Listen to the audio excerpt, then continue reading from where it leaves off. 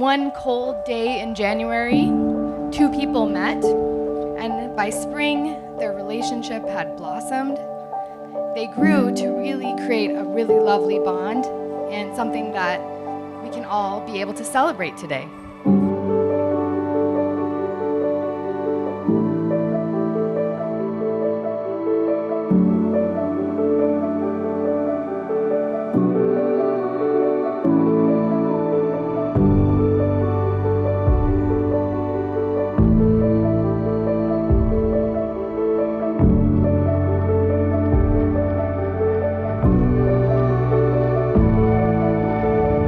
Who would have thought that a blind date would lead us to being here today?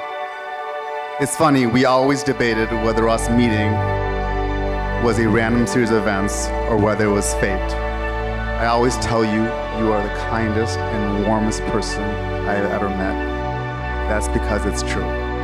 Meenakshi, every day I love you more and more. I'm not sure what I did in my past life or in this life to deserve you. But I can honestly say that it could not have been a random series of events that brought us here today. It was fate, and we were meant to be.